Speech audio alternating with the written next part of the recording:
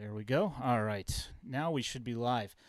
So everybody sees your interviews. Everybody sees, all your content that you put up there, and your boots on the ground there.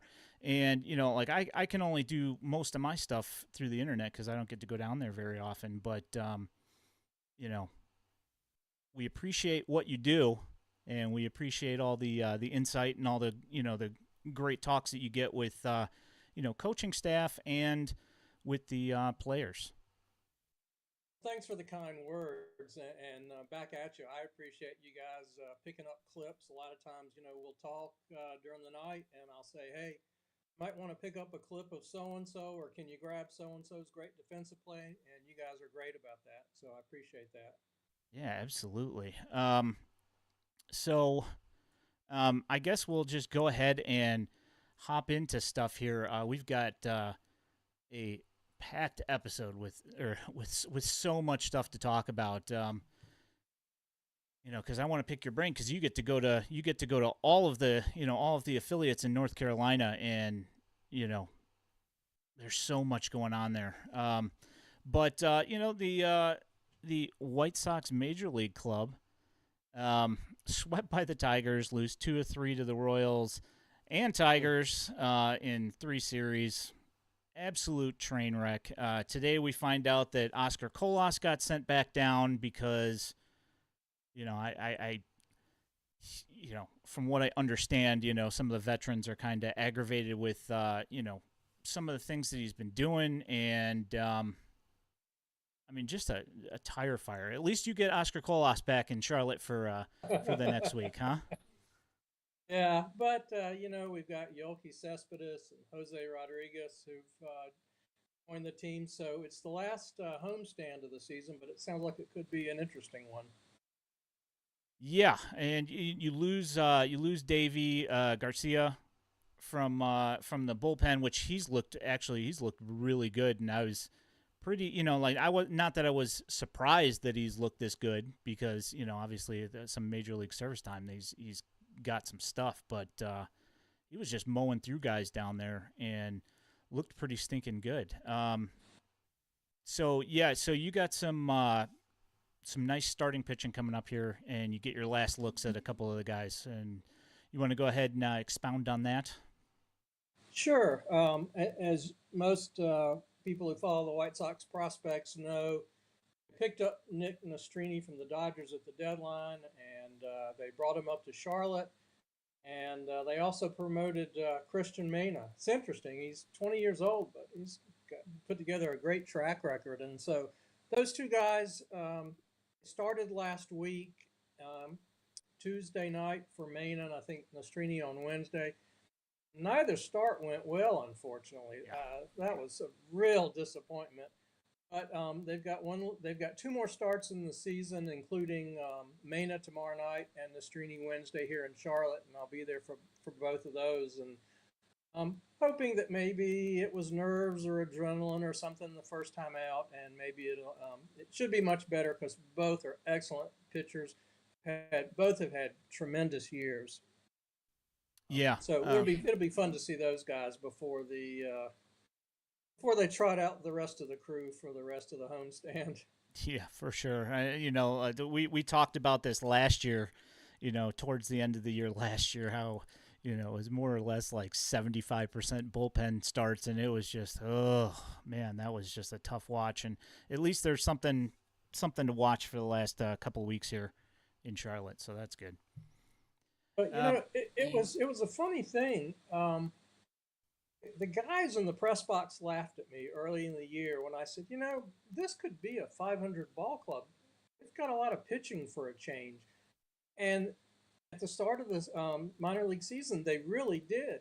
Jesse Schultens, Nate Fisher, Davis Martin, AJ Alexi, a couple other guys. And in fact, right before the All Star break, they were just one or two games under 500.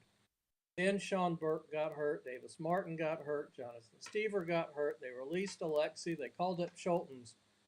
And I don't know if they've won 10 games since then. oh, What that's a that good prompted question. me to do is I just couldn't go to any more nights game. I couldn't go to 6 nights games a week. It was just too much bad baseball. Yeah. And so I said, you know what? I'm going to Kannapolis and Winston, and and the timing was great because they started bringing in all the 2023 draft picks. Jacob Gonzalez and Harris and all those guys, and it was great baseball.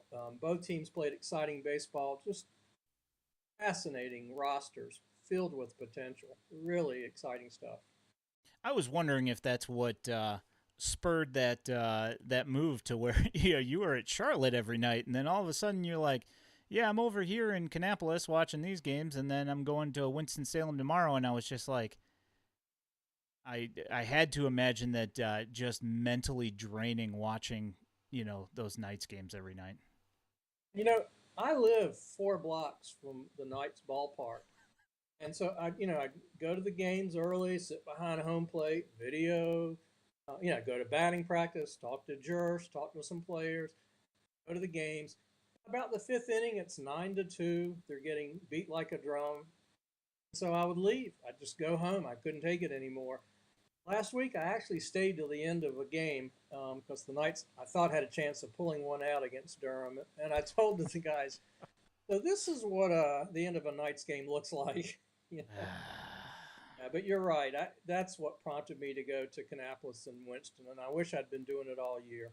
Yeah, I'm very happy that that you have started spreading your time around a little bit more because we get to get our eyes on get to get some insight from the players themselves and from Pat, and that's been really nice. So here in Chicago, Chris Getz got promoted, and I'm sure that you've seen the avalanche of just ridiculous Twitter nonsense of people complaining about it. Which I mean, not that it's nonsense that they're complaining about it, but I mean it's just they don't go outside the organization. They don't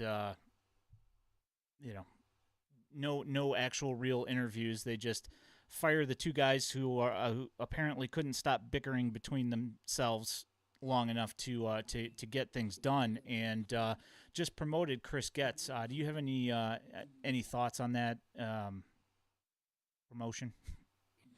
Uh, you know, I think I'm like a lot of people. I thought, given the depth of the problems that seem to be ongoing in the clubhouse and in Chicago, that some fresh blood might have been nice. But I wish, like everyone else, I wish him well. I hope he gets things turned around.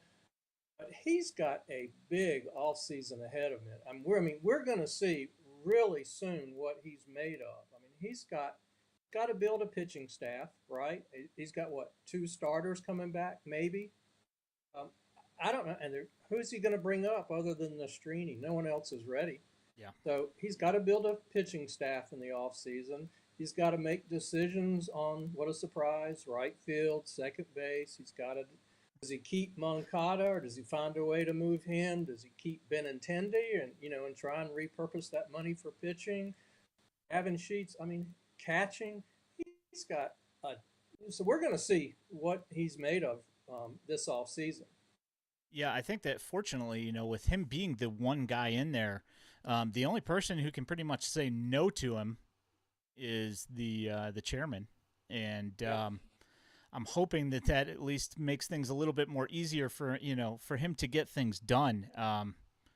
Because, like you said, there is just a mountain of things that he has to figure out. As he's trying to retool this roster, and that's one thing that the fans have been complaining about is that the roster construction is not exactly conducive to a well-rounded club, and then you hear that the quote unquote culture in the locker room is also not exactly working out very well, and so they started by trading a bunch of guys. Then KW and Han are shown the door, so now Getz is there to essentially try and pick up the pieces and hope that he's up to the task and is semi competent. Right, right. in that role, and I guess we'll find out. Do you see any big changes in the MLB club coming in this offseason? Well, again, it really depends on how bold Chris Getz wants to be and how much Jerry lets him be bold and daring. I mean, what if he says, "Look, I'm going to move Eloy for prospects or pitching"? And Jerry, would he say, "No, no, let's keep him"? I don't know. I would like to think he doesn't get involved to that level. But again, uh, trying to predict the 2024 club is really difficult. There are a lot of so many question marks. And let's hope one thing he doesn't do that his predecessors did is spend a lot of money on the bullpen. Yeah, when you're spending, like a good 45% of your payroll on the bullpen, to me, like when I saw that before the season, I just thought to myself, I was like, it doesn't seem like that is a move conducive to getting the most amount of talent on a roster. And sure enough, it did not seem to pay out. Let's see here. One of Officer Doofy says you have to look at Getz as a guy who knows what needs to change and can actually do it versus an outsider who has to come in and observe first. I mean, I guess Yeah, you could look at it that way. that's That's fair. yeah. I mean, it is, and I'm not one of the people that are just immediately incensed that he's hired. You know, I'm not saying that he couldn't be good at the job. I just would have preferred them to do a little bit more of a search, to see what else was out there. So, you know, there's that. Well, We'll see. yeah, yeah. Um, Like I said, I just think we're going to see pretty quickly how up to it he is because he's got in the off season he's got a lot of decisions to make about the existing roster and a lot of decisions to make about putting 2024 team together and we'll see how bold he is and how creative he is. yeah, exactly. I mean, and the thing is that I think that you're right that we're going to kind of see right off the bat what's going on because if you know he doesn't move on from a bunch of these guys, not a whole lot's going to change on the major league side of things as far as culture goes. So I think that there needs to at least be a pseudo large shakeup in the roster, and we'll see what comes of that. Right. So, do you think that there's going to be, as far as the minor league side of things goes, do you think that there will be big changes to the developmental system? Well, one would assume no, only because that's Chris Getz's uh, responsibilities up till now, right? I mean, what's been put in place, the managers who were there, he picked them. He picked the hitting coaches, the hitting coordinators, pitching coaches, pitching coordinators. So I'm assuming it's business as usual. And again, um, I don't know if that's good or bad. But again, we're going to find out soon because, unlike the previous couple of years when there was just not much coming up through Birmingham and Charlotte, that's changed. There are a lot of guys on the cusp. And the question is, can his player development operation get guys to the major leagues and perform at or better than major league average ball players? Certainly on the pitching side, about a half a dozen guys or more in Birmingham or Charlotte. Especially after all these trades with Kai Bush and Nastrini and Peter, along with Christian Mena. And then you got guys who have just gotten up through the system, Mason Adams and Kusin, Yeah, and you got Yosemir Cannon too. Kusin, Cannon. So all these guys, if and we kicked this back and forth this afternoon and had a nice spirited discussion, but I maintain that if the White Sox player development system is good, then some of these guys are going to be in the rotation over the next 2 years. And if that doesn't happen, I think that's a pretty serious indictment of Chris Getz and his player development operation. So again, we're going to see pretty soon because he's unlike past years. There's a lot there that he can work with. Yeah, so that was the next couple of things on the agenda here is that is the developmental system working, and are you confident in the system churning out enough pitching to fill the major league roster, or are they going to have to? Are you fairly confident that they're going to have to go out and make a couple of moves here? Well, certainly they're going to have to go out and make moves for 2024. Um, what does it take these days? 8 or 9 starters to get through a season, I and think the they've got average is two. 11. Okay, Yeah. and they've got two, assuming Kopech can come back into form, and three when Nastrini is ready to go up. So yeah, there's a lot that he's going to have to sort of patch together in 2024. But beyond that, the system has never been deeper in pitching.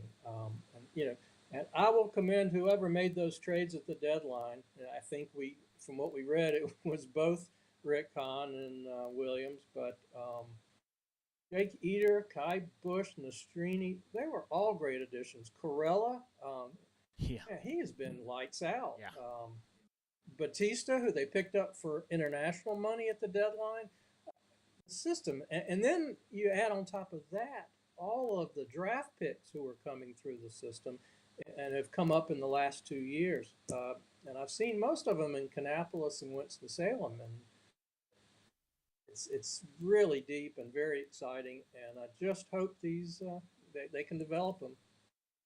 Yeah. I mean, just the trades alone, and the thing is that it seems like all of those deals that were made at the trade deadline, it seems like from what I've seen so far, it seems like every single one of those guys is talented. It's not like they picked up just some guys who are org guys. These guys, for the most part, all of them look to have plus pitches at Yeah. least. And some of them have the ability to string it all together and do things. I mean, obviously, Eater, between TJ and the fractured foot and Kai Bush, coming back late because of the lateral oblique, whichever one it was, that sidelined him for a little while. There's been some hiccups there, but that Corella trade looks really good. Especially for Keenan Middleton. Like, thanks for that one. And then Aldrin Batista, and we haven't seen Maximo Acosta from that trade yet. He's just down in the Ace, in Arizona doing his thing. But yeah, I'm interested in seeing what comes of that. I say Officer Doofy says, forget the rosters, put the people in place for development so these prospects can have a winning mentality, and in 5 years they're dominant. And that's one thing I did kind of want to bring up. When talking about the shakeup in MILB, and I'm not necessarily saying that they start launching guys into the sun right off the bat. My thought was, and I've heard through a couple of different channels that with the previous GM and executive vice president, that there were some upgrades to developmental staff that were wanted to be put in place, and they were blocked for one reason or another, and it kind of stunted things a little bit, at least in the in the analytical biomechanical sphere. And that's stuff that I would like to see get a little bit more of a focus from the team. Well, it's right. It's hard to quantify player development, right? I mean, even if you get the drafting and the trades right, how do you develop players? How do you use the analytics? What gets communicated from Chicago to Charlotte and Winston and Birmingham? How is that implemented? And there's potential for breakdown all along the way. I after Christian Mena's start last week when he just got hammered. Yeah. The next day, I went into the stands early, and I just went up to a scout, and I introduced myself and said, "Were you here last night?" He said, "Yeah," and I was picking his brain as to what went wrong with Christian Mena, and we started talking about player development. He said, "A lot of times it's not the people at the affiliates; it's the information coming out of in this case, Chicago, where they may say, I want you to do X, Y, Z with this player.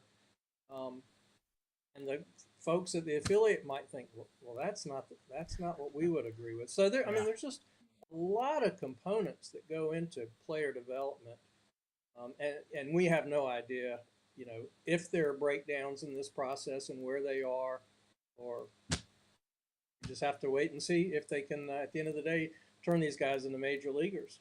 Yeah, that's the thing is, like a lot of the time people ask me, oh, what did you think of so and so starting? And like you kind of almost have to throw the caveat in there for, especially for the starting pitchers, is that you don't know what they've been instructed specifically to work on. I mean, obviously, speaking of the Christian Mena start, it wasn't his goal to go out there and work on everything getting barreled up, and just getting hit hard, regardless of how far it went and whatever. But you know, like I don't know what pitches in particular that they want him to work on. If they're saying, hey, we want you to work on your changeup some more. Let's see you do that, and these guys pick up on it. Who knows? Like we just aren't privy to that kind of information, and it Yep. the results are then tainted. So the results that you think that you're seeing aren't necessarily the results that you're seeing. I agree completely. You never know what they're working on, if they're working on something mechanically, if they're working on a new pitch. That's going on all the time. Um, yeah, no way to know. And the other thing is, quite frankly, what I wrestle with is here in Charlotte, every pitcher gets lit up. I mean, everybody gets Yeah. hammered. And so for me, it's really hard to know who's pitching well. Um, but the White Sox do because they bring guys up and they often succeed in Chicago, some of the relievers. Um, so, yeah. Yeah, that's. I mean, that right there is proof that if we're watching them in Charlotte and for whatever reason they're just getting beat all around the place, and then they get brought up to Chicago and they put up respectable numbers.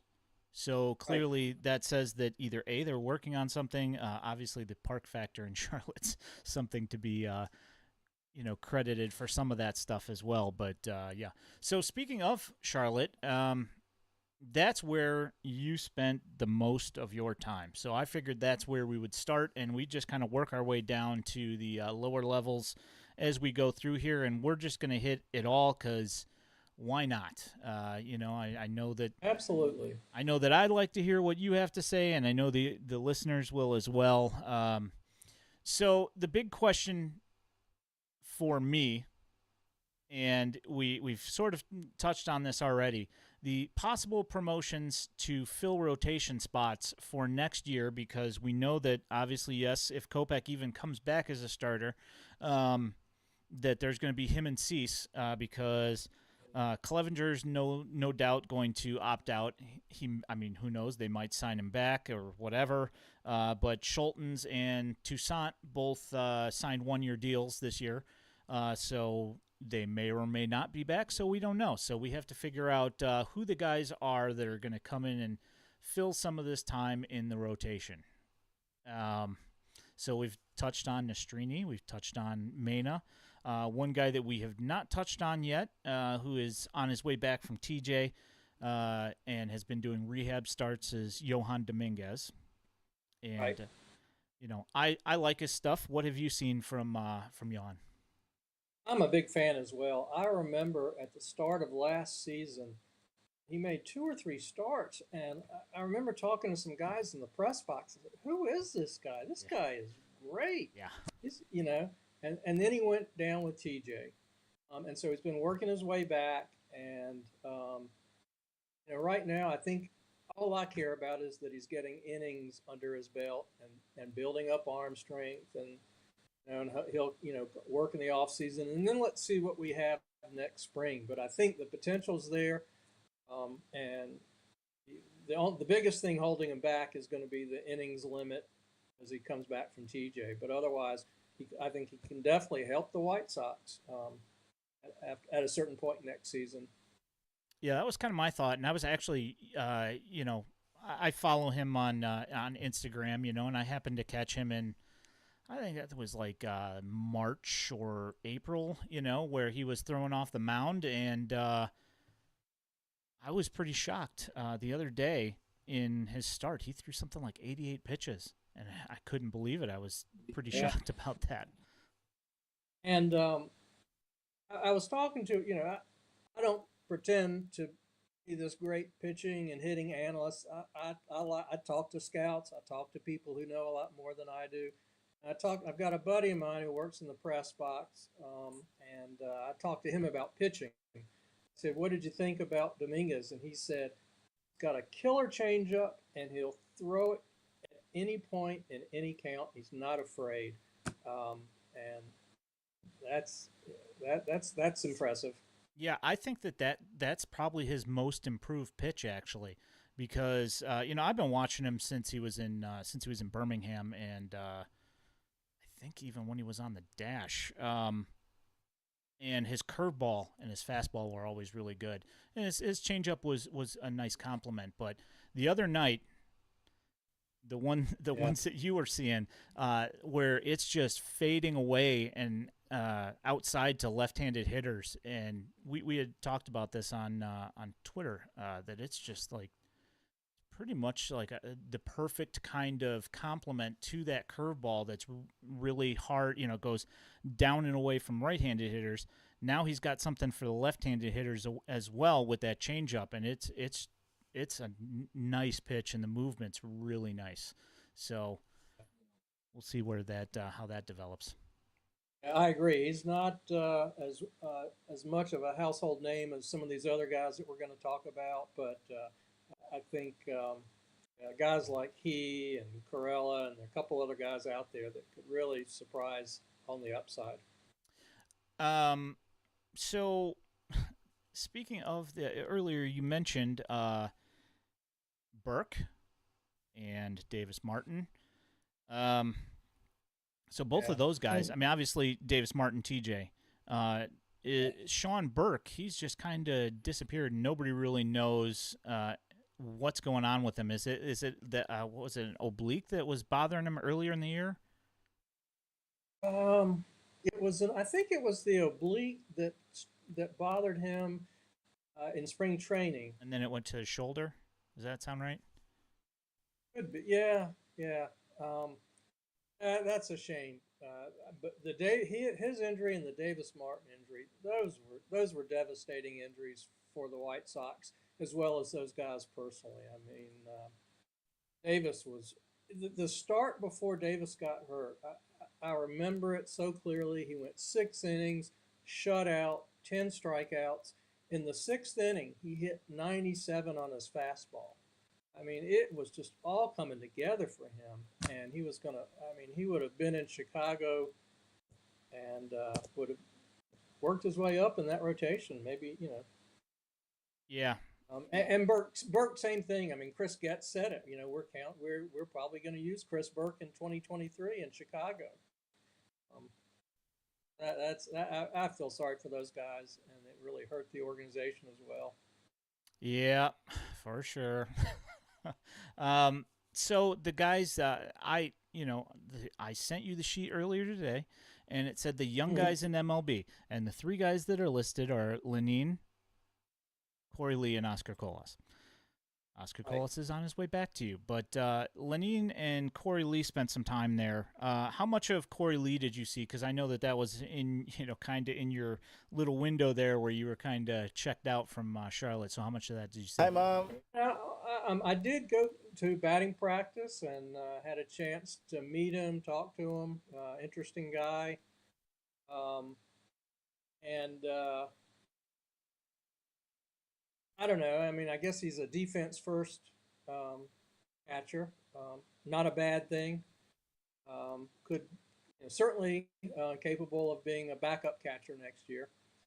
Um, and then I think you mentioned Lenine. I like Lenine. I think the White Sox have seen him enough to know whether or not they think there's a role for him. I'll be curious to see what that is. Yeah, And I think we were all surprised that they sent Oscar back. I mean, you just how that's so rare that you bring a guy up, you stick him out there, and you said, all right, we're going to see what he can do for the rest of the season. And then you say, all right, we're going to send him back for the last 2 weeks of the minor league season. that was the thing that baffled me. Like the first time that they sent him back, I got it. Right? And I understood why they did it, and they said why they did it. This time they're sending him back with 2 weeks left in the season, so I'm kind of I don't like the only thing that I can see is that this is the front office sending this guy a message. Yeah. That you need to, we've told you what you need to do, and you are not, you know, f- listening to what we're saying. So clearly, we need to do something here to jog that noggin loose. So you do what we're asking you to. Thank you for the follow there, Dual Heel. Appreciate that. Um, yeah, like as far as Lenine goes, you've seen it, and I know I've certainly seen it. A bunch of other people have seen it. That it generally takes Lenine. When he gets to a level, it takes him a while to get comfortable, and Yeah. I mean the batting average hasn't necessarily been there yet, but you know when he came to Charlotte, he didn't hit there either. When he came to Birmingham, didn't hit there either. And every single time he gets to one of these spots, once he gets comfortable, then he starts hitting the heck out of the ball, and he's consistently, 300 and above and hitting for power. So I'm hoping that they allow him the headspace to get comfortable and work his way into things. But again, we'll see. Speaking of guys that do that kind of thing, another guy who just got bumped up to Charlotte, Jose Rodriguez. He's one of those guys who's known to also have that slight delay for 20 games or so, and then after that, then he starts hitting. So, are you of the mind you think he's going to spend a lot of time in Charlotte next year, or are you expecting him to move on quickly? My guess is, well, I would think it would make sense for him to spend a lot of time in Charlotte, but for the most part, except for Colas and Sosa, prospects rarely do seem to spend a lot of time in Charlotte. Right? A lot of the can't miss guys. Like I'm not anticipating seeing Colson Montgomery more than a month or two when they decide to move him up. Yeah. Um, so yeah, I don't know what their plan is for him. And he's there's a real difference of opinion as to what his future is. So, yeah, I would think we'd see, but my guess is I would think we'd see him for much of the season next year here in Charlotte. Yeah, that's I was kind of thinking that we unless that major shakeup that we're talking about, where Yoan's gone and Tim Anderson's gone. I kind of think that Yeah. maybe Popeye's going to end up sticking there for a while. So other guys that are kind of on the verge of making their way up, Jordan Leisure just acquired with Nick Nastrini. Have you Mhm. seen him throw at all? Several times. I've watched him pitch several times, and I've talked to him.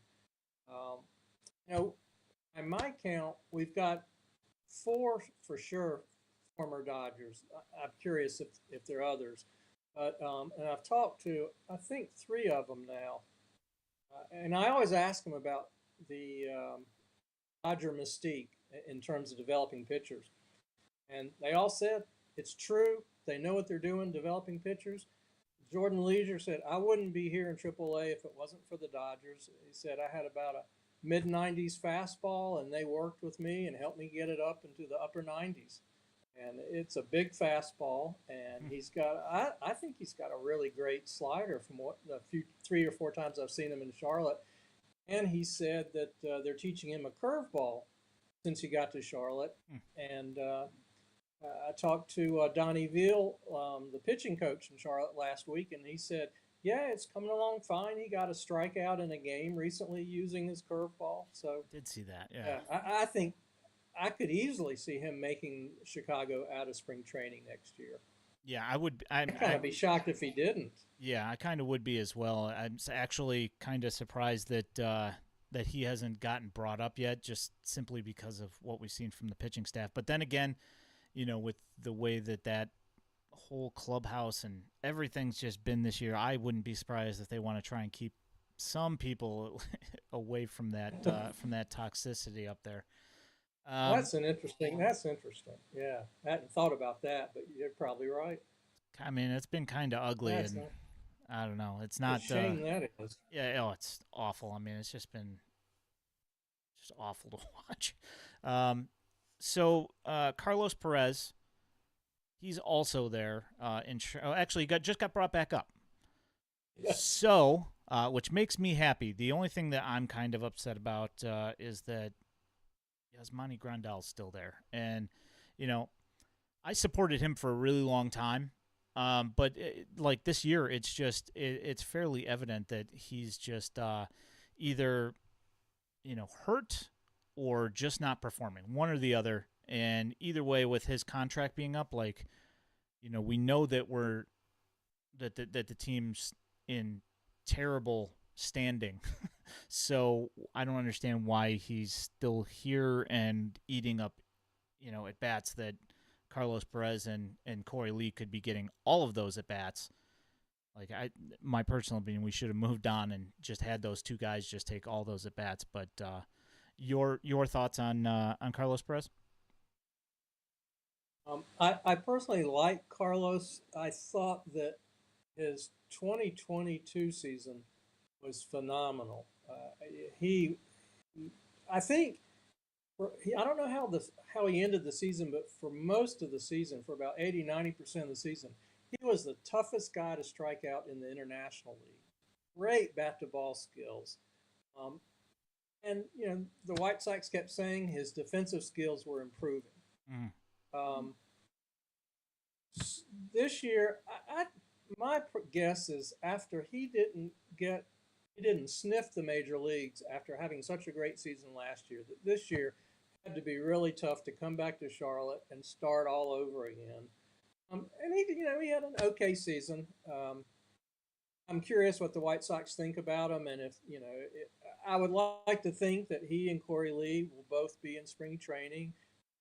I'm guessing they'll bring in a veteran catcher, a Yan Gomes kind of guy, Sandy Leon, somebody on Yeah. a 1 year deal just to have a veteran catcher, and then let Carlos or Corey Lee be the backup. Or perhaps they get bold and say, let's go with both of them. Yeah. I mean, I mean, personally, that's what I'd prefer because at this point, I don't think there's really, I know that Rick Hahn, before he stepped out the door, he had mentioned trying to compete in 2024, and everybody pretty much saw right through that. So, and Chris Getz has apparently stopped mentioning it so much in his interviews and whatever, because I think he knows what's on the horizon here. So I'm hoping that they just kind of say, let's let these guys play. Let's see what we have. And I agree. And I was going to ask you about that. What role the situation of Carlos Perez, he hit the crap out of the ball last year, and then this year he's stuck in AAA again, and you know,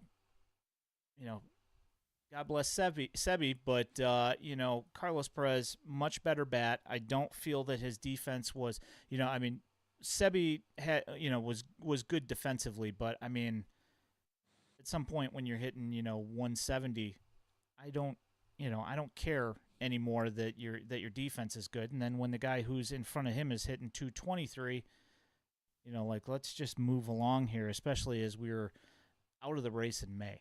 So Right. Right. um Adam Hackenberg, Yeah. I got a list of guys here. So Adam Hackenberg, Xavier Fernandez, Yolbert Sanchez, and I mean, there are a list of others that I will go here that are Rule 5 eligible, but Xavier Fernandez and Yolbert are both Rule 5 eligible this year. Right. Do you see any? I mean, personally, I doubt that any of them get protected. Um, but do you see any of those guys having a role? Maybe Xavier Fernandez as a DH type player. Well, except for the fact that he's a Rule 5 eligible guy, um, he really has had a under the radar really nice season, and he's actually been the hottest Knights hitter in the last month. Mm. But being Rule 5 eligible, it's hard to see how that makes any sense. I think Yolbert was an interesting guy, but they'll have to cut bait with him. Um, Laz Rivera, he had an interesting game this week. I don't know if you saw. Yeah. He they ran out of pitchers, so he pitched the last inning, had a shutout inning, and then he knocked in the winning run in the bottom half of the inning. So, it's been a tough year for Laz just getting on the field. He gets uh, parked on the development list a lot, and other guys play ahead of him. So, yeah, he'll be gone. I wish him well. Nice guy. Yeah, I mean, I don't, like the thing is that yeah, he's Rule 5 eligible, but I mean, I wouldn't be surprised if some of these guys come back. But I mean, like the thing, I always liked Laz Rivera, from when he was with the Intimidators up until he was with the Knights.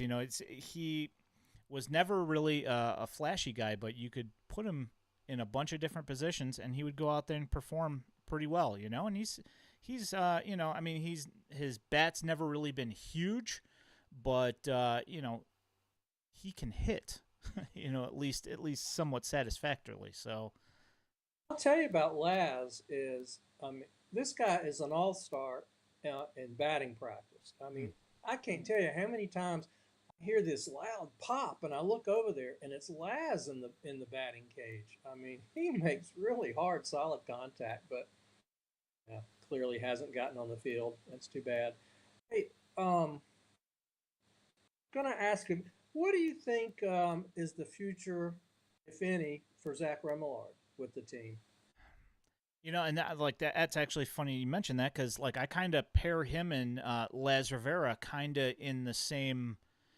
Kind of almost in the same mold. Is that they're guys that you can put in, like they're like the great utility guys. Like you can put them in positions, and they're going to do what you ask them to do, to their ability. I mean, you're not going to get Mm-hmm. like a Nolan Arenado at third base, but they can play there.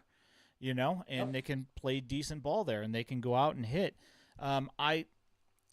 I was really happy for Zach when he got brought up, and the fact that he got sent down, I was pretty bummed for him because with the White Sox, he did everything that they asked him to do, and he did a pretty acceptable job in my opinion, doing everything that he was asked to do. I mean, maybe bunted a little bit much, I can say that, but as far as a utility guy goes, like I don't think there's not many.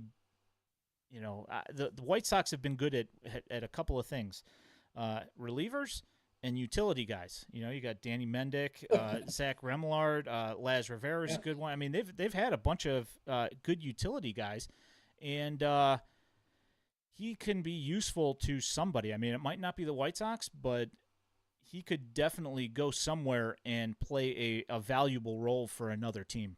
I'm 100% certain of that. So, One of the things I like about there's a lot I like about Zach. I mean, that's an amazing story. His first year he didn't hit 200 in Charlotte, yeah. and the next year he's up in the 280s, 290s. So it's an amazing story. Um, One of the things I like about him is that he is one of the highest baseball IQ guys I've ever known. And it seems to me, I'm curious what you think, the White Sox don't play like a fundamentally sound, high baseball IQ brand of baseball. I agree. The base running errors, they don't move runners. Just and Zach, you can count on him for that. He 100%. might not get it done, but he knows what he should be doing. Yep, that's exactly the thing. Is that he's not necessarily going to be able to be perfect all the time, but what his focus is will always be team based, and it will be always to do the right fundamental baseball thing in order to achieve whatever result it is that that the team is trying to move towards. And this has been one thing on our stream that we've talked about a lot, is that recently with the picking up of these guys from Ole Miss and guys like Zach Remillard, is that these guys are used to winning, and they're Yeah. used to doing valued team practice, where they hit the opposite way, where they move runners over, where they know what it takes to win a baseball game. And that's something that seriously seems to be lacking with the White Sox major league club, is that there's a lot of stat guys, that are trying to pad their stats, or worried about hitting home runs, or what they're going to do, instead of doing the simple things, just trying to go opposite way and get a single to move everybody around. So, And I'm sure you agree with me. That's a key component of player development, right? That needs to be emphasized in the minor leagues. You need. I think these teams need to play to win and teach their players how to do the little things to win. And for my last game in Winston-Salem, maybe 2 weeks ago, I was just shooting the breeze off the record with Guillermo Quiros, the manager there, and I said, I love how your team does the little things right, and you've got a high IQ team. And I said, and it's the same way in Kannapolis. And he said, it's no accident. He said that in spring training, they put he and Pat Leland together to work with the same group of minor league players. mm, And he and Pat talked about, we need to teach these guys, need to play to win and teach them how to do the little things that win ball games. And I think that's great. yeah, I'm on board with that 100%. So the just to drop these names in there, Rule 5 guys. We talked about Xavier Fernandez and Yolbert Sanchez, but Lazarus Vera, Chase Selesky, Garrett Davila, Caleb Freeman, Andrew Perez, Alex Mateo, and JB Olson. JB Olson's been kind of MIA for most of the year with an injury, but yeah, those are your Rule 5 guys.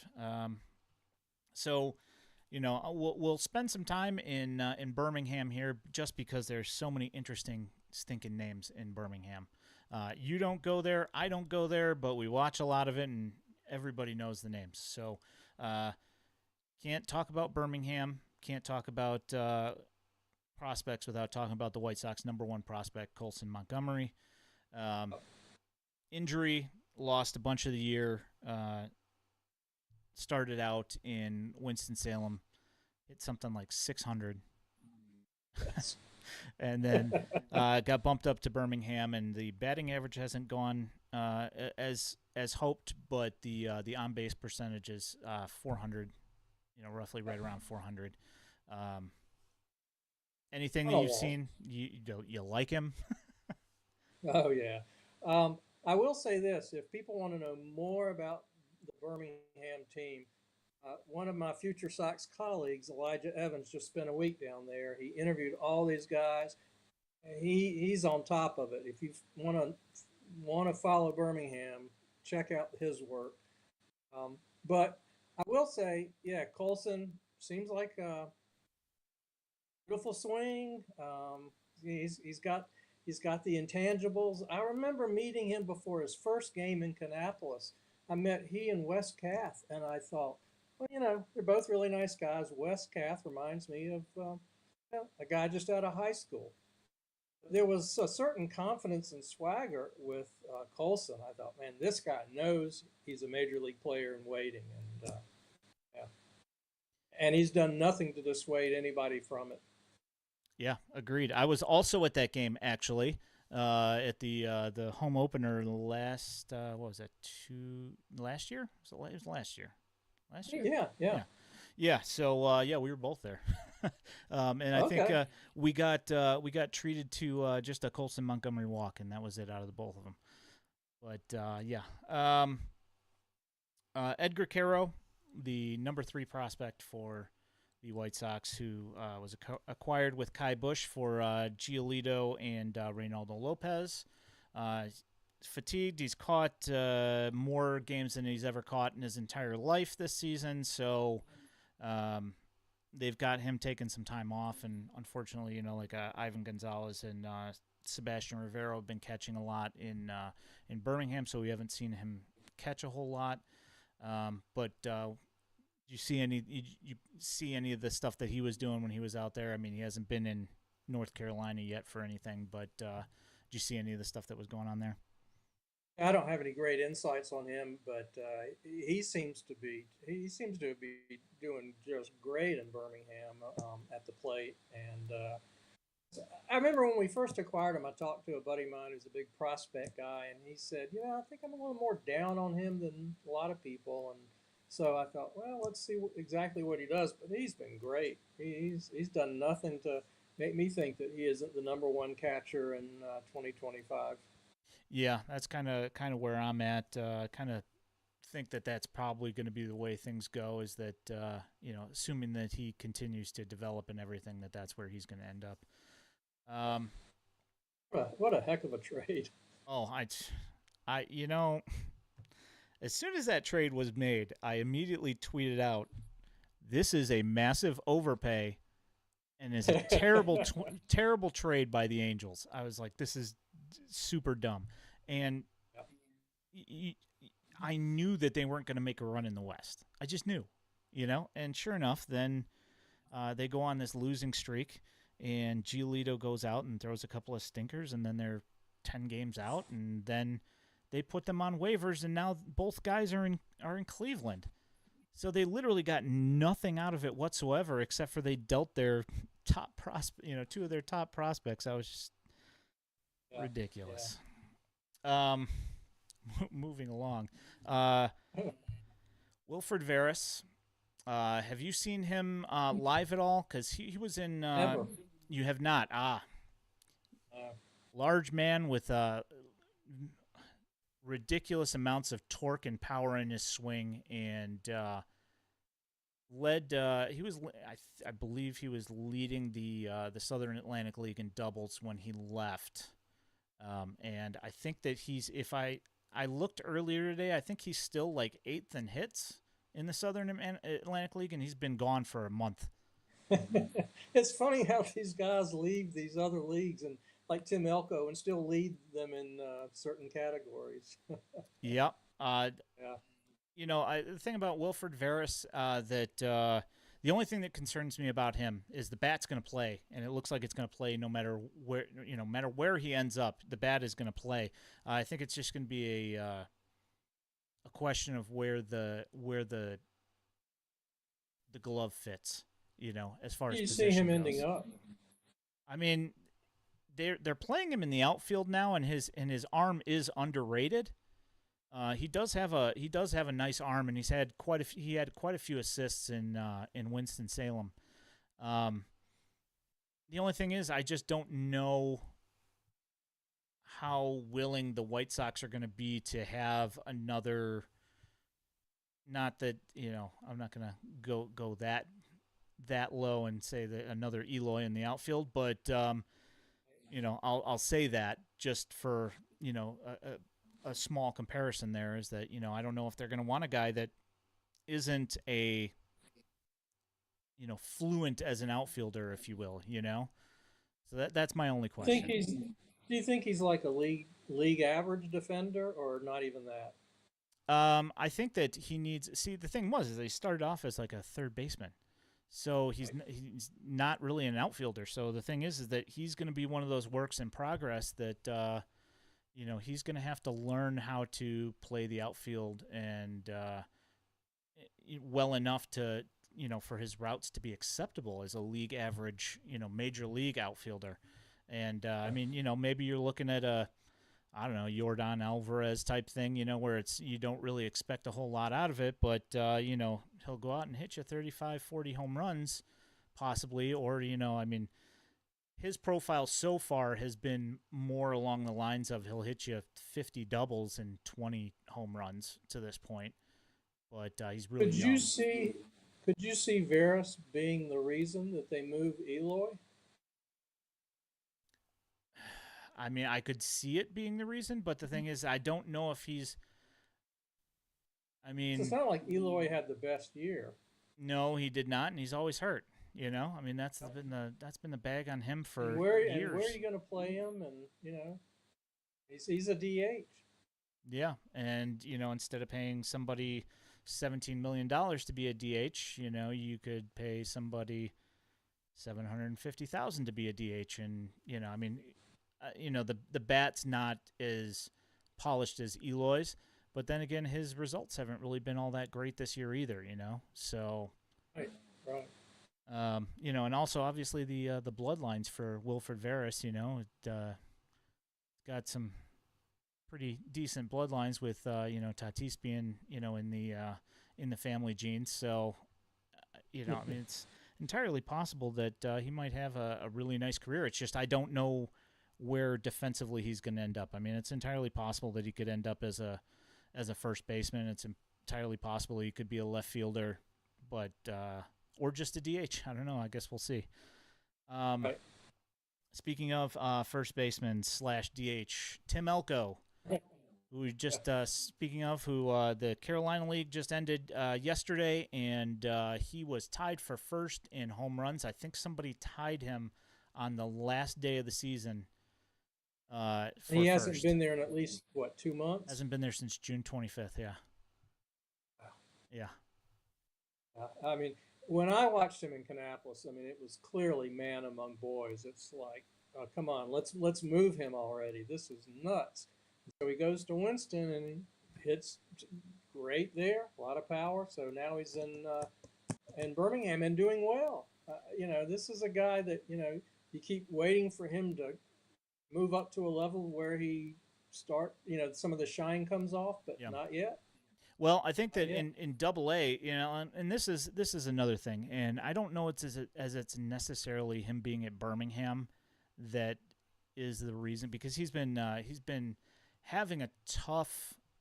Well, at least last week was tough for him. I think actually the last 2 weeks, 'cause we played maybe it was last week. Yeah, I think it's been 2 weeks. He's been having like the numbers haven't been as crazy as they had been, because he was hitting 330 and had like a OPS above 1,000 for a while in Double A. So I don't think it's that he can't hit. He has been chasing. It does look like he's been pushing, but I kind of personally, when I watch his at bats, I kind of look at him and I go, this guy looks like he's gassed. Because of the long Interesting. year. And that's just what it looks Yeah. like to me. And he might hop in the chat and say that's not at all what's going on. But that's what it looks like to me. And I don't necessarily think that it's that he can't handle the Double A pitching. I don't think that it's he ran into that slump in Kannapolis as well, when everybody was complaining that he was still in Kannapolis. He went on he hit like one home run over in May. So he slowed down, and then once June kicked over, then he started hitting again, and then he got promoted. Right. It's like they let him work through his stuff, and then promoted him. And when he went to Winston Salem, hitting the ball all over the place. So we'll see what happens there. Can you see him in Chicago? I can. Um, like we were talking about that winning thing. I don't know if you saw there was an at bat that he had last week, I believe, earlier in the week, and he hit a ball into the right center gap, and it realistically for him it should have probably been a single, but he hustled and dove into second base and turned it into a double, and it ended up igniting a rally. And he does things like that. He's a team guy, and Mm-hmm. he's not one of these guys that's just going to go out there and try and hit home runs. This guy drives in runs. He hustles. He plays a decent first base. I could absolutely see him in Chicago. And again, it's just back to the problem is where are you going to play him? Where are you going to play Varys? I mean, it's like moved Berger, and maybe they'll move Sheets or Eloy and alleviate this log jam, and then they've got another one right behind them Yeah, well, I mean, potentially. you got Vaughn, you know. Yeah, So the thing that's going to be here is that you've got Vaughn, you got Sheets. I think Sheets' time is just about I think the clock's about punched on that one that he's gonna make his way elsewhere. I don't really it's between him and is it Colas, like their two bats are hitting like 150 over the last like 2 weeks or something like that. It's just brutal, and he hasn't. The thing that was talked about, there was Rick Hahn said, "Well, we're bullish about Sheets and Vaughn," and thing is that Sheets just hasn't. The production just hasn't been there. He put up some decent numbers, but just hasn't been working out, and I don't see any reason to keep another first baseman around when you've got several on their way that are certainly capable of doing that. So, right. um, recent development of Mason Adams getting sent to Birmingham. What do you got on Mason Adams? That's a great story. Talk about a guy under the radar. He's just had a phenomenal season. I mean, I just think it's amazing. I guess you talk about he and Jonathan Cannon at the same time because they both started in Kannapolis. Both did great. I tell you, it's funny with Mason Adams is he was for most of the season piggybacking behind Noah Schultz, and Schultz, was going 25 pitches, 30 pitches, 35 pitches, and then Mason would come in and pitch like 6 innings and just so impressive. Continued in Winston Salem, and now both he and Cannon have progressed up to their third level of the year in Birmingham. Yeah. Yeah, yeah. The piggyback situation, it's like you have to go out there and you have to see no Schultz, Yeah. and then once he gets taken out of the game, you're like, okay, cool, he's gone. We can relax. And then Mason Adams just comes out and peppering the strike zone and just relentless, throwing strikes and striking guys out and just, not allowing these guys to get a hold in the box. And he's just had such a great year and he's been a lot of fun. Um, yeah, personal favorite of mine. I've been tweeting out his highlights all year and just what a great year he's had, and especially like at Jacksonville State, and it's like just out of nowhere. So Kind of like the Davis Martin, not a high draft pick and just explodes. And you got to have a couple of those guys who come out of nowhere and have breakout seasons who aren't high draft picks to really boost your franchise. yeah, that was like the as far as Davis Martin goes. Like I've been watching him since he was with at least since he's with the Dash, and like I could see that the potential was there for what eventually did come. Um, Strike thrower, uh, really nasty curveball, and a nice changeup. And like the thing that finally put him over the top was 2022. He got an extra couple of ticks on the fastball. As soon as that happened, it was over. So all right. So who do you think that Matt Thompson, who's I believe he's Rule 5 eligible? Is he Rule 5 eligible this year? I could have swore that Matt Thompson is Rule 5. So, was he drafted in the same class as Kelly and No, he was with Dahlquist, and Alquist? Dahlquist isn't Rule 5. But I could have sworn, Yeah. maybe Okay. not. But do you think? No, they would protect him because he's another one on the cusp for Yeah, sure. yeah, I think so Had a too. and had a really nice year, Double A. Yeah, I think that I like could the see him being the next guy up after Nostrini. yeah, that would track. He's a little bit older than Mena. The only thing that I've noticed with Thompson is that the consistency in between innings in a single outing sometimes kind of eludes him a little bit, and that's kind of been his main hang up, because the guy's stuff is really nasty. I saw this. I went and saw him in Winston Salem, and he threw a curveball. It bounced up, hit the catcher, bounced straight up in the air, and there was a guy on third base who was trying to score. Matthew Thompson came, caught the ball at home plate, and tagged the guy out. Amazing. Um, yeah, Heads up, gotta love it. yeah, very athletic and nasty stuff. Brian Ramos, what do you think? Do you think that he probably starts next year at Charlotte, or do you think he starts in Birmingham to get some innings in? What do you think? Well, again, I'm not as well versed, I'll be honest, as on Birmingham as I am on Winston and Kannapolis and Charlotte. But highly regarded, had a big season.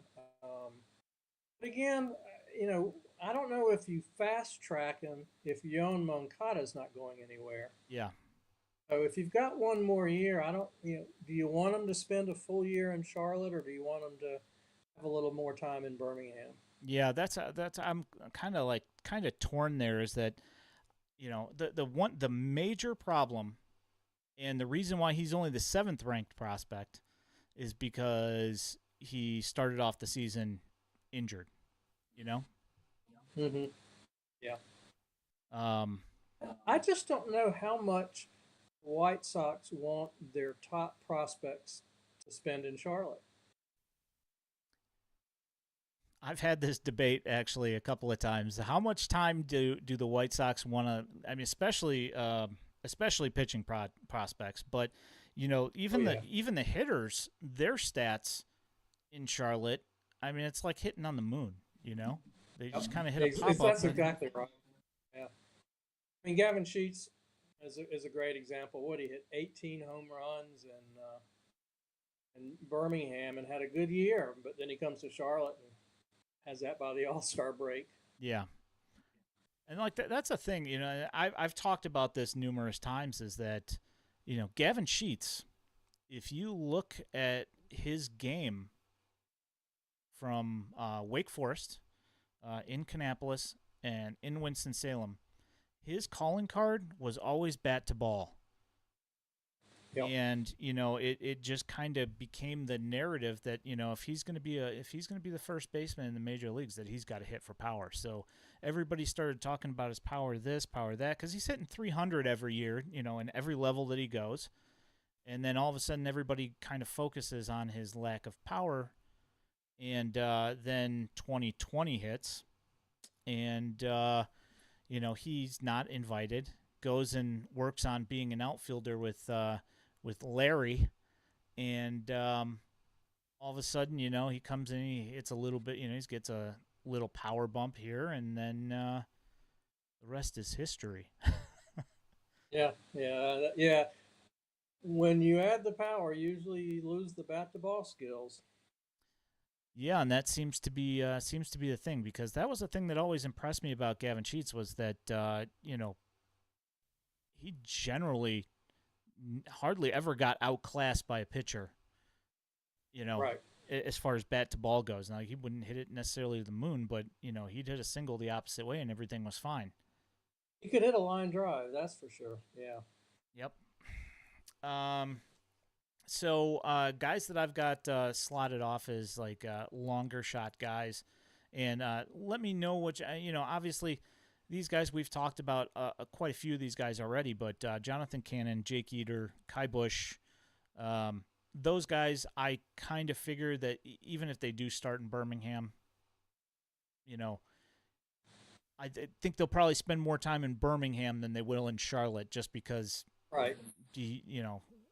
I don't know if you want to necessarily leave them in Charlotte for too long so they get their brains beat in.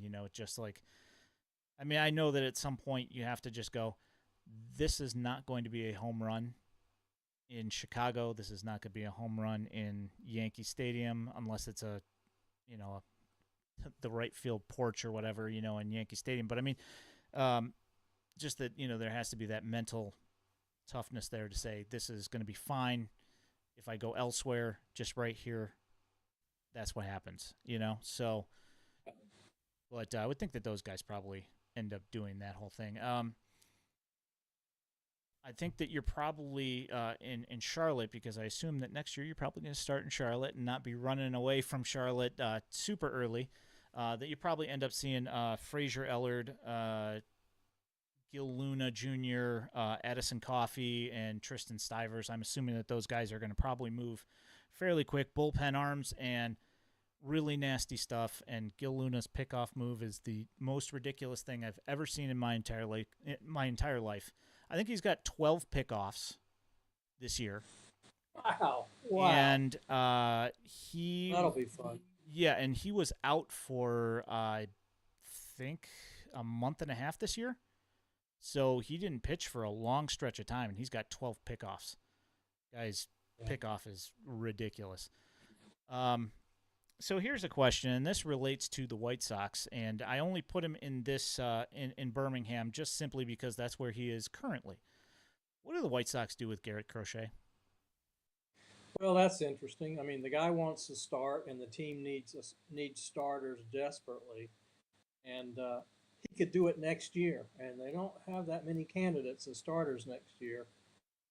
Why not? Why not?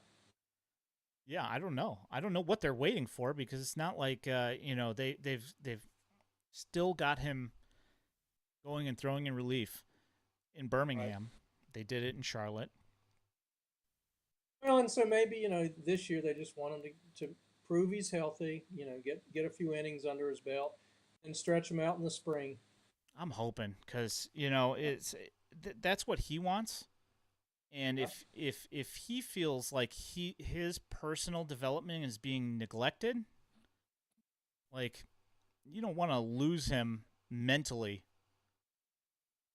to the entire Well, I think you give organization. him every opportunity to be a starter until he proves he can't. There's just no downside, is there? I don't. I mean, I don't.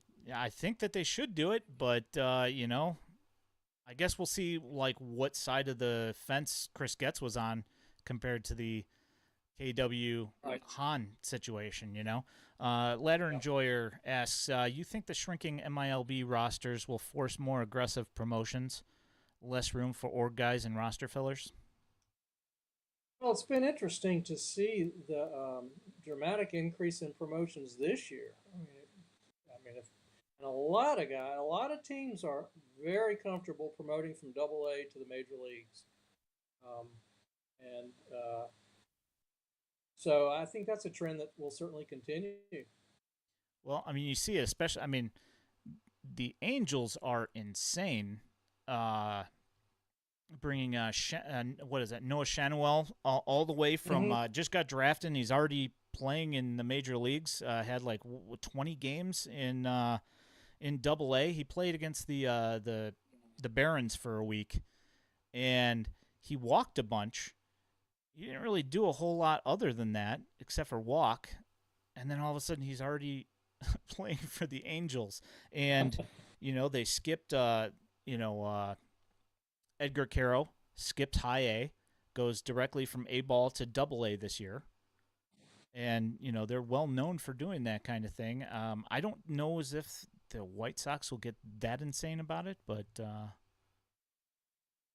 Well, that we're talking about the Angels. Let's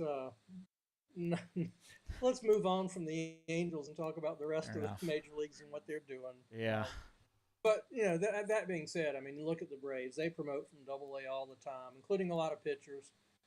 And they're not alone. A lot of teams are doing it, and a lot of teams are promoting guys. And with the spate of injuries in the major leagues, I mean, there's just more and more more compelling reasons than ever to keep promoting guys quickly. yeah. I mean, there was a point in time I feel like maybe 2 years ago where it seemed like you know before that it seemed like Double A was where all the prospects were, and then Triple A was where all the journeymen lived. But then I felt Mm-hmm. like that changed for like a period of like 2 or 3 years. But I feel like it's back to that again. Oh, big time. Yeah. I think, and I think since COVID, teams just know that 26 players is not going to come close to getting through a 162 game season. And you look at the what the White Sox did in Charlotte this year.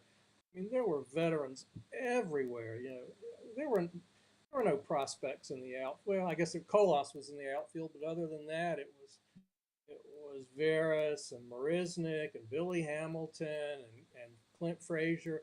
I mean, all these former major leaguers, and every major league team is doing it. Yeah, Yeah, Stevens Piscotty, um, yeah. and now Tyler You go to Nakin. a Knights game, and it's like, oh, look at this, look this veteran on the other team. There's like, oh, I didn't know he was there, and they're on every team and every homestand. It's a new cast of veterans coming through town. Yep, 100%. Gonna move this along here. Rule 5 guys in Birmingham. You got Ivan Gonzalez, catcher, who has been taking some of that stuff going, that Edgar Caro innings and at bats. Moises Castillo, who I do like, and he had a nice Arizona Fall League. He's put up a decent average. The glove is great. Um, that said, I don't think anybody's going to grab him if you didn't protect him. Right. Luis Mieses, who Andy Barquette calls the Dominican Daryl Strawberry, he is Rule 5 eligible, and I kind of think that they're going to throw him on the 40 man because they won't want to lose it. But he has Yep. had a fairly disappointing year this year as far as the bat goes, especially after last year's breakout year. But and then Jeremiah Burke, the other Rule 5 guy there. Yep. So we'll move to Winston Salem. He is back on the IL, and he's had a couple of trips to the IL this year. But DJ Gladney, he's sixth in home runs in the Southern Atlantic League. Had a pretty good year this year. Other than that, at least I feel like it was a good building year for him. I don't think necessarily that the numbers are going to be what you can expect. As far as like average and on base percentage, but I feel like he's made a little bit of progress. You see him a little bit?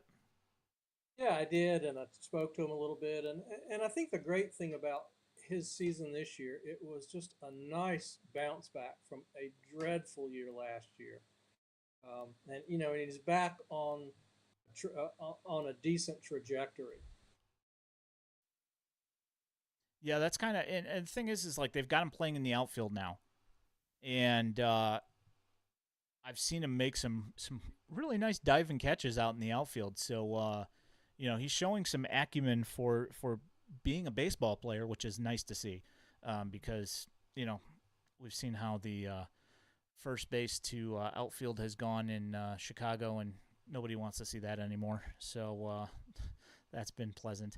Uh, Speaking of Yeah, amazing diving catches, Jacob Burke is in his yeah. second level at Winston-Salem. He's got a 771 OPS in Winston-Salem, but in Kannapolis he had a 928 OPS. The power has kind of disappeared a little bit in Winston-Salem, but what do you think of Jacob Burke? Well, what a great story he was this year with a 52 game on base streak. That was fun to follow. I went to Winston to watch his record breaking game, and he got hit in his first at bat and he set the record. And I talked to him, and I think he's tremendous. I really get a kick out of his game because he plays with a chip on his shoulder. He doesn't. He's not. Doesn't feel like, oh, I'm that highly thought of. I'm not that high. I wasn't that highly drafted, but I'm going to show them. I'm going to show these guys, and he plays with like that. And he's had a phenomenal year. I'm curious to see. It'll be a make or break season in Birmingham. I'm curious to see how he holds up there. But he's been a fun guy to watch, and so far so good. Yeah, he definitely plays like his hair is on fire, but thank God his hair is not on fire because it is magical. Um, Yeah, yeah. He's got that so look for sure. he does. But now that Bryce Willits is there, they have dueling flowing blonde manes, and they're both equally wondrous. So here's a guy that I have been on all year long and trying to get people to talk about. Michael Turner, Yep. unsung hero for the Dash. Very good defensively. Has a nice caught stealing percentage. Plays a nice catcher's brick wall back there. Not too much gets past him. Southern Atlantic League batting champion, OBP champion, sixth in walks, and third in doubles. Got anything to Yeah. say about him? Yeah. Great season. I talked to his manager, Guillermo. He loves him, just sings his praises, says the defense is getting better, his footwork's getting better, he's got a nice arm, and tremendous at the plate. Yeah, all of a sudden we've gone from no catchers of note to all these people saying, well, Caro and Hackenberg and this guy and that guy are the catchers of the future. But man, you got to include Michael Turner in that conversation. He's been phenomenal this year. That's been my thought all year, and I was expecting for him to end up in Double A, but then they traded Gio and Lopez to to the Angels, and Caro comes back, and I was like, well, that's inconvenient, and he just kept plugging along though, and still kept on doing what he's been doing, and just kept putting up numbers. That's interesting. What do you think they do in the start of 2024 in terms of where they put Turner and where they put Caro, and they put Caro in Charlotte so that Turner can go to Birmingham? I don't think so, actually.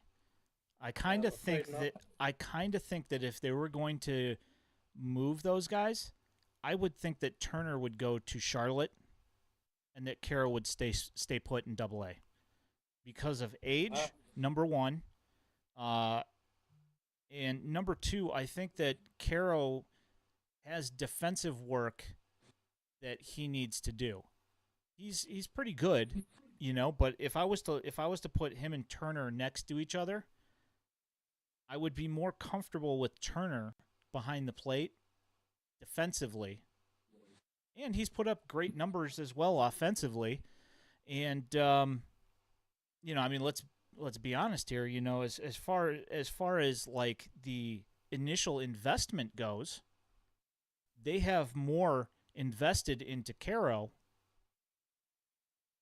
that they should be worried more about his development, as opposed to when you see Turner and he's more of a polished player. Like the thing that lacks in Turner's game, I think, is the home run power, which Caro has a little bit more of. Now, I don't see Caro being like a 30 home run guy, probably. More along the lines of like 15 to 20 is my guess. But I would not be surprised to see Turner get bumped to AAA just so he continues to get plate appearances. And then, mhm. I don't know. See, here's the thing: is that you're gonna have to figure out like what your thinking is with Hackenberg. And Calvin Harris. I mean, you got another guy coming up right behind these guys. Yeah, see, I think Calvin Harris goes to Advanced A. Yeah, I think he's the catcher in Winston next year, Yeah, that would which be is my exciting. guess. Yeah, Yeah. no, yeah, I like him as well, and he's the bat's good as well for him as well. It's a, I'd say like feel like Turner's defense is a little bit the arm's a little bit better than Harris, but that's not a knock on Harris. It's just that Turner's arm is really good, and his defense has been pretty stinking spectacular all year long, and he's handled that pitching staff in Winston, and there's been pretty good results in Winston-Salem from the pitching. You know, um, let's And by the way, Harris is yet another one of those guys from a winning program, right? yep, Yeah. yeah, get that. Get your Elko, your Jacob Gonzalez, your Calvin Harris. Hi, Mom. Hey, thanks for the follow there, adorable Disrupo or whatever. Uh, Lloydell Chappelle, for his Yep. first year stateside, I want to say that he's like 12th or 13th or something like that in hits in the Southern Atlantic League. And I've had some people say, oh, well, he's a disappointment. And my thinking on this is that this is his first year stateside. He's He skipped transitioning. Kannapolis. Yeah, he skipped Kannapolis, and he's transitioning Right. from from the outfield to second base. And you're still Yeah. getting pretty good production. And I've seen him at second base. He's made some great plays at second base.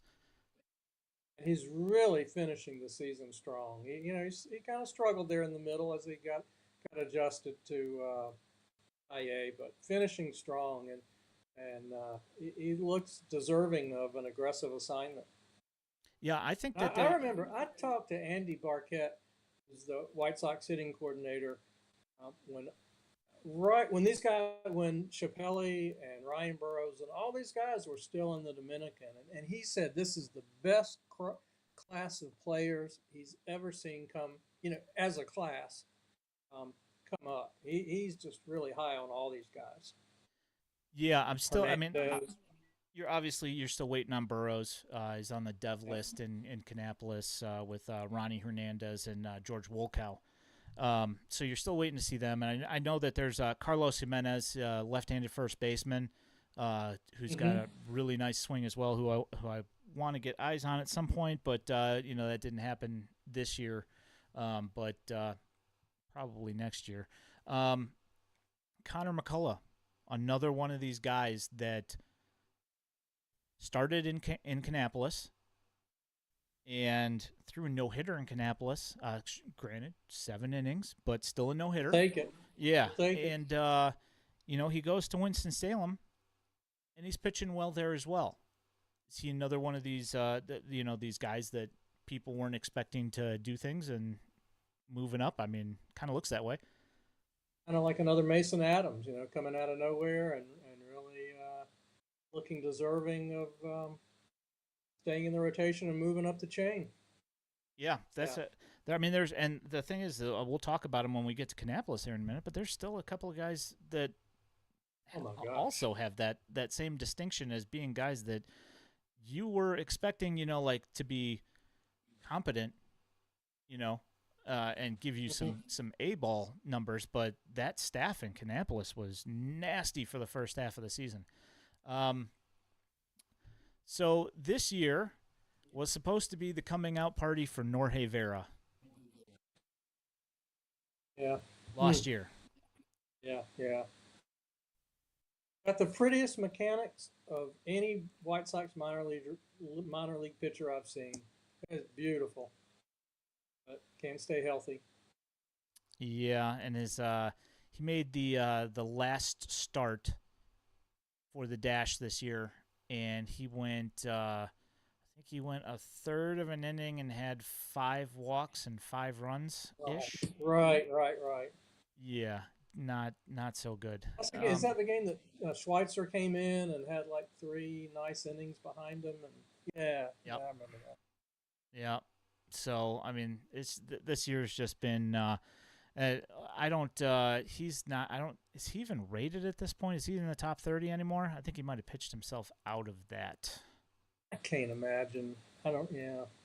Yeah, that was one of those guys that everybody was so pumped on and thought was going to be one of those like franchise making international free agent signings, and it just has not formulated it to this point. So later promotion guys this year that played like roughly about a month or so in Winston Salem. Brooks Baldwin, Bryce Willits, and Mario Camilletti. Yeah. Seen some really nice things. Camilletti, OBP champion in the Carolina League. Second in batting average and like was it third in OPS or something like that.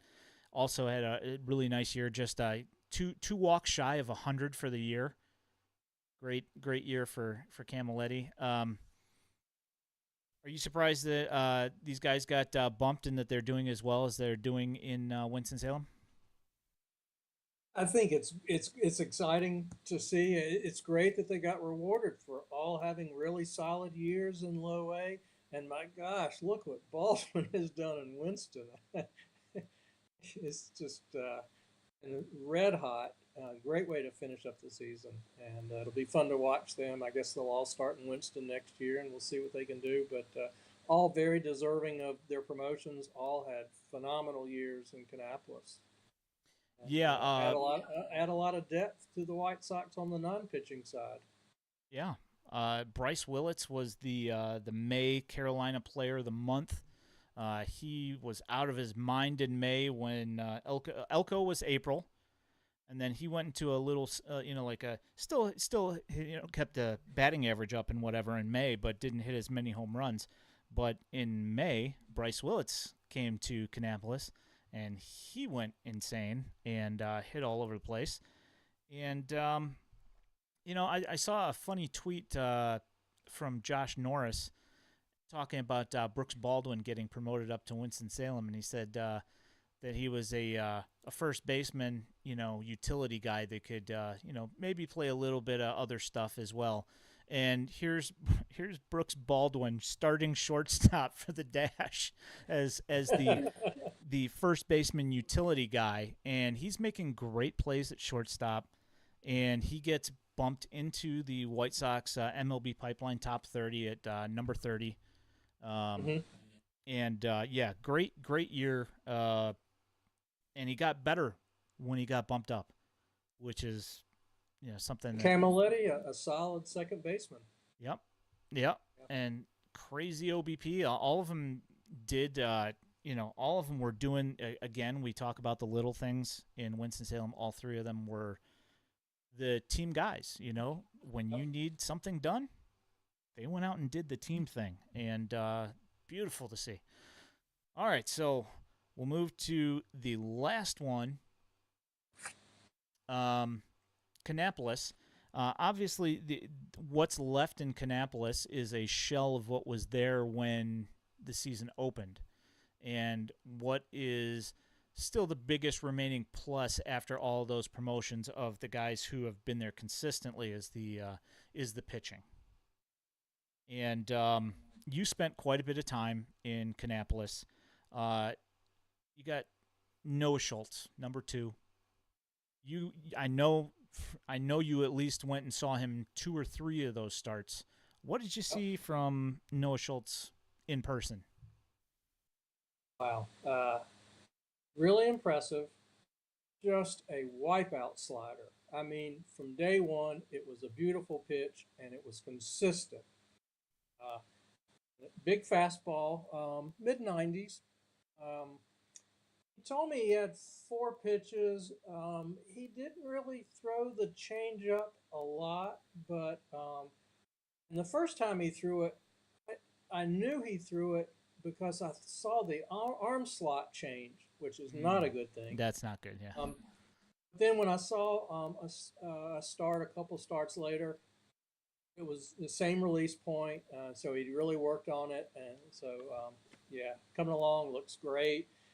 It's a little worrisome that he was on such a limited pitch count, and he got hardly any innings in this year, but um, hopefully that'll change next year in a big way. Yeah, from what I understand, with the shoulder impingement, he took about a week off, and then he was back to throwing, but they didn't want to ramp him up again because the season was almost over. So he's been throwing, and it wasn't anything serious. He took a week off to get rid of that soreness, I guess, is Right. at least what I've heard.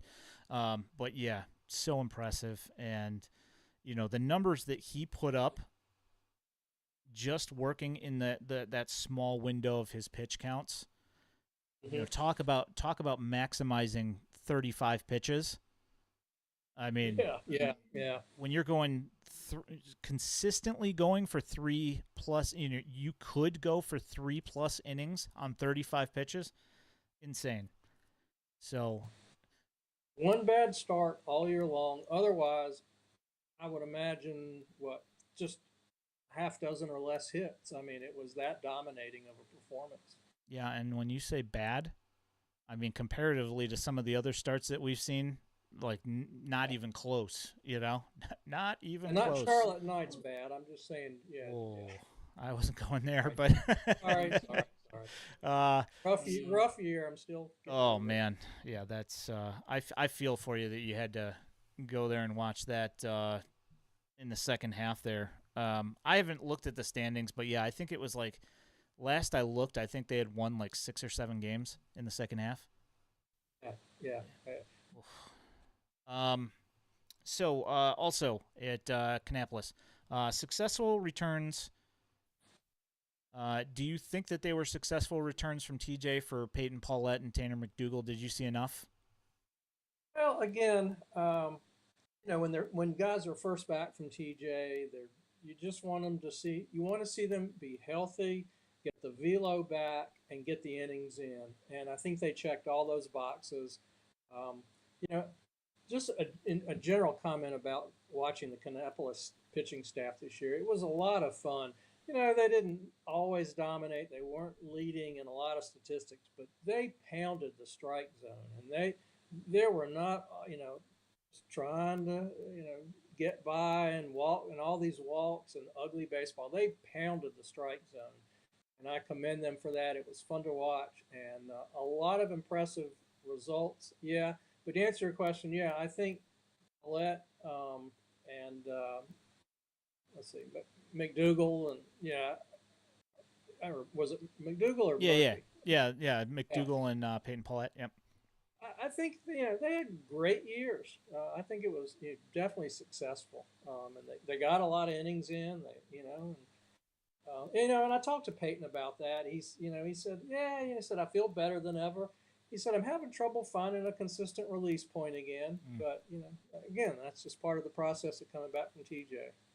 Yeah, I mean the fact that that Tanner McDougal got 21 starts in this year, I feel like was a pretty huge step for him coming back from TJ. That he was able to get those 21 starts in, and it didn't always go as planned, obviously. But did you see the his last start for I did not. 4 no-hit innings, Oh shutout, yeah, yeah, yeah. phenomenal. Looked great. Command was really good, and I think he did it all on like 45 pitches or something. Looked That fabulous was out the there. great. That was the great thing about Kannapolis, especially when Tyler Schweitzer and Jonathan Cannon were there. Every week, you were going to see a couple of really well pitched games because what a great rotation. Schweitzer, Cannon, McDougal, Murphy, Schultz, Batista, Paulette. A couple of those guys were going to shine every week. Yeah, that was the tough thing for Kannapolis is you also had Drew McDaniel, who had like the first half of the season until he got beamed in the back of the head by his catcher on a throw to Mm-hmm. second base. Before that, he looked phenomenal. Um, I forgot Mason Adams. Yeah. Mason Adams, Shane Murphy. Um, I mean, just so much starting pitching that you could piggyback those guys one off of the other. I mean, there's so much pitching there, and every single one of them. I mean, Shane Murphy, the guy throws like 85% strikes for crying out loud. You know, and Yeah. undrafted, ridiculous. Easy. Yeah, And so what do? They move Schweitzer and Adams and Cannon up, and here comes Seth Keener, and next year Grant Taylor. Lucas Two of Gordon. their top draft picks, big arms. It keeps on going. So kudos to the White Sox, absolutely, for drafting these guys. And now let's just see if they can develop them. Yeah, that And then Juan Corello is oh, there also, who they traded for. I'm sorry, he was in Winston. yeah, he's in Winston, but still, Batista's there. yeah, Aldrin Batista, yeah, which his last outing was meh, but I mean, they can't all be great starts, especially in It's A ball. minor leagues. Yeah, yeah. Yeah, um, yeah. The Seth Keener made the last start for the Ballers, and I think he threw one hit, 3 innings, maybe 3 and a third or something Three or like that. three or four shutout innings. Yeah, yeah, very nice. Yeah, and Lucas Gordon also looked awesome, and Right. yeah, I mean, and I'm really looking forward to seeing Grant Taylor as well. I mean, there's just so much, so much pitching depth, and when we talked about was the development going to that's the question. Right. You've, That's we've the seen the million dollar arms. question. That's the million dollar question is when they get these guys to the big leagues. A lot of them are going to get hurt. We sure saw that this year, but there's enough quantity that let's get them to see if they can get them to the big leagues.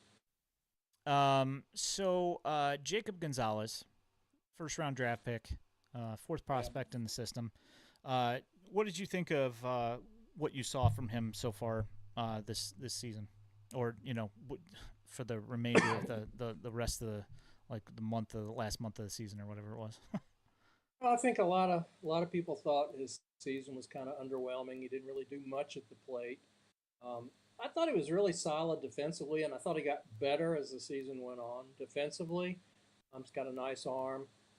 Uh, But I just totally discount um, the 30 or so games that he played, if that many.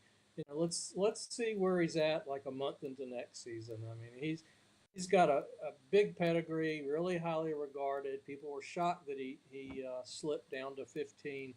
So I cut him some slack. Yeah, it wasn't the best start, not what you wanted to see, but you know, the potential's still got to be there. Yeah, I mean it's like when What do you you think? see Tim Elko what he did this year, and last year I think he hit like 215. So that's how you got to temper your expectations when these guys come straight out of college and start playing. They go to Arizona, you know, they play a long season, go to playing in college World Series games, and then they are then Jacob Gonzalez is playing for Team USA, and then he gets drafted, and then he goes to Arizona, and then he flies to Kannapolis, and he's going all over the place, longest season of his entire life, and people are surprised when he doesn't, he's not out there, jacking dingers every night. You got to give the guy some time to breathe here and let him assimilate a little bit to the life, I think. Yeah, no, yeah, no question. And I So can't wait. I'm loving your last question. I'm curious what you think about this guy. yeah, that's I want to finish this off on a this he is a curiosity, Yeah. and he's taken the internet by storm. The tweet that I put out of his first hit, stolen base and run scored, has 1.2 million views. A guy in Japan took the video and tweeted it on his account, and it's got over 1 million views in Japan. So this tweet's been seen by like 2.5 million people on Twitter. Um, Yeah. Riku Nishida, do you think that he is a novelty, or do you think that he can come up in the system? Do you think he has? Do you think his skill set is something that is good enough or worthy enough of the team to move around? One of my biggest regrets this year in terms of covering minor league baseball is I never had the opportunity to ask his manager, Pat Leland, about Rikui's game and how it's going to translate as he moves up to higher levels and ultimately, could it ever be a major leaguer? It's hard to see it. Um, First couple of games that I saw him play, I mean, when I say slap hitter, literally, Yeah. it's like it's not 50 miles an hour off the bat. He's just slapping at the ball and then trying to beat the ball to first base. Um, I don't know.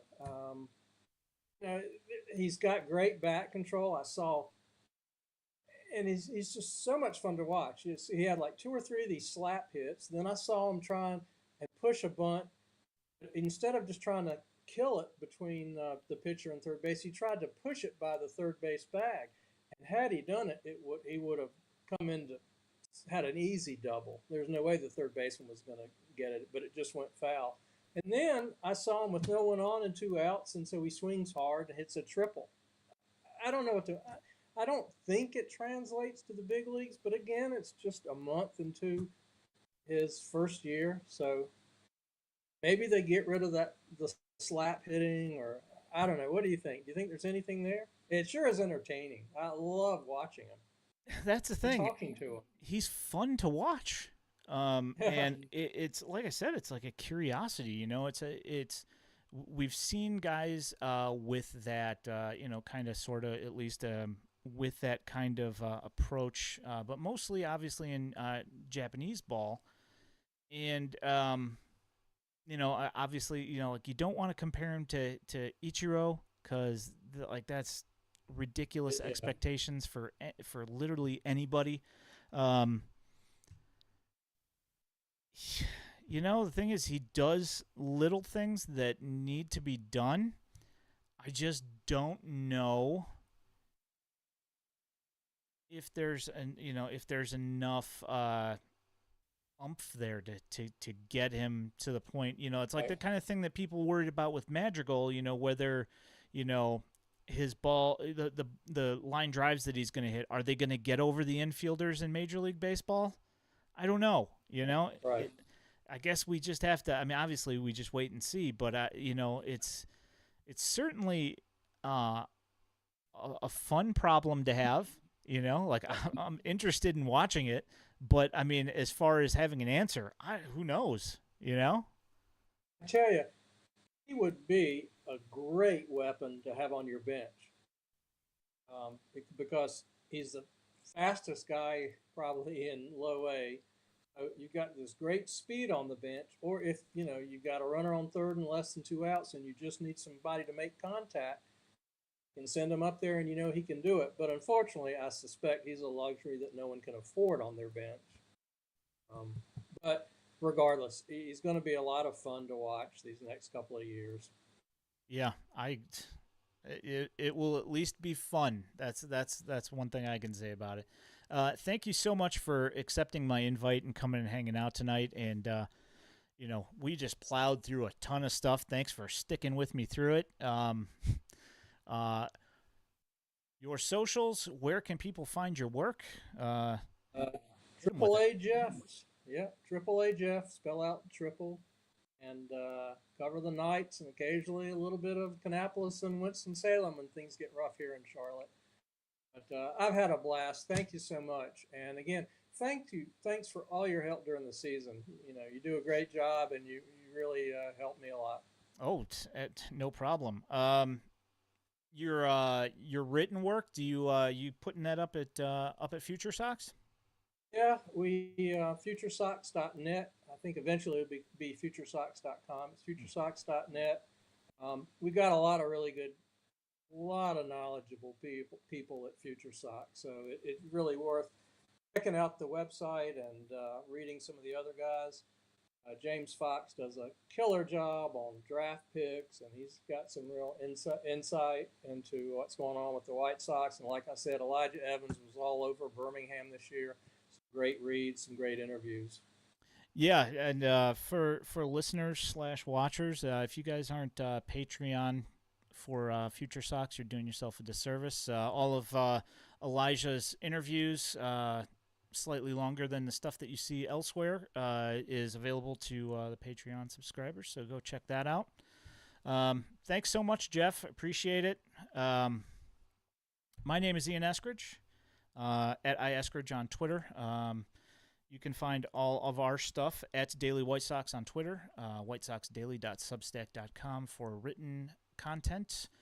You can search us on Facebook and YouTube to find this stream. You can also find this podcast wherever you get your podcasts.